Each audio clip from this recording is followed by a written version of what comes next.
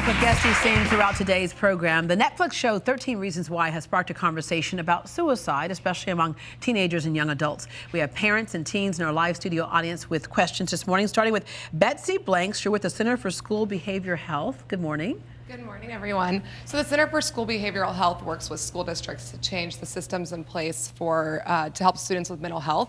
And so my question for you all is, how well do you think schools are equipped to handle mental health in students? Yeah, and Linda, you mentioned getting that law passed, but as we know, getting a law passed and getting stuff into action, yeah, that takes some time, all right? As a high school counselor, what do you think? Yeah, definitely. I definitely see there's room for us to improve as school counselors, as school professionals, but we've gained some ground with great programs like Bridge Up with Manager, after school programs, and then just educating our counselors, teachers, and staff better. We're beginning to address this issue better than we ever have before. Yeah, because I mean, today, counselors and teachers, you're parents, you're counselors, you're everything to every kid. Absolutely, So. and needs are quickly changing as well, and we're adjusting. Yeah, all right.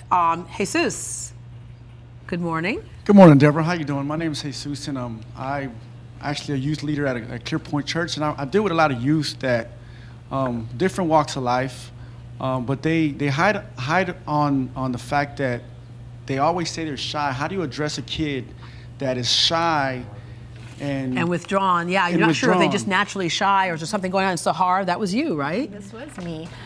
You know, I was just dying for anyone to ask questions, to be patient, to spend time with me, and you know, kids are going to give you the one answer thing. So what is it that you can do together?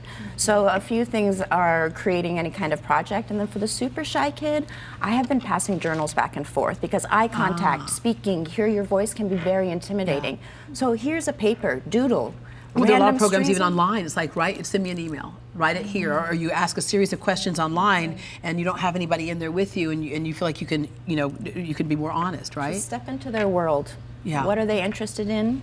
And how can you start the conversation at that point? Yeah, don't get deep. And the thing is, I'm so glad you asked that question because you notice something. There's a difference between shy and withdrawn and suffering. I think The thing is, they're hurt. Yeah. And it's like if they open up, that hurt comes out. So they use the "I'm shy" to not to talk. You know. So how do you address those? Yeah, and kind of you kids sit there that until you they know start that opening their there's mouth, something right? more, You kind of absolutely. you said the key word she said was be patient. It is, and it's really, you know, they have to recognize that this is very scary and it's going to feel hard to bring the dark into the light, but once you do, it's lifted. Yeah, and I think also, what if you bring up, I know you say you're shy, but is there something else going on that's very hurtful to you? Because if you can bring it up, then maybe they can go ahead and gives them permission to go ahead and talk about it, right? Lead by example. There's so much stigma and shame around mental health, being depressed, suicidal, you know, you must be weak.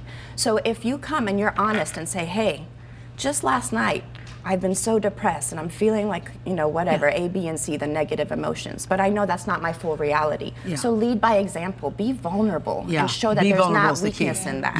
Yeah. All right. Jen. Hi, Good Deborah. morning. So I'm a 6th grade teacher, and Bless you. Thank you. Yes, and I know this is a very relevant topic for junior high students, but I honestly was very shocked when I found out that some of my 11 and 12-year-old students were actually watching the show. And so I was wondering, do you feel that the show is too mature for students that age?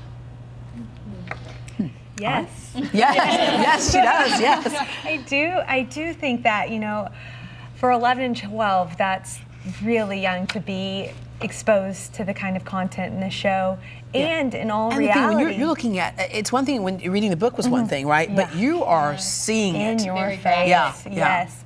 And the other thing is, by 10 years old, kids have already been exposed to content in that show. And that's why the conversations about alcohol and drugs and sex all need to start really early and really developmentally appropriate. In utero. Okay, right. yeah. But you're, as the point you made, age appropriate, right? But you open that door for conversation so that they always feel like they can talk to you about that. All right. We'll be right back with more audience questions and answers.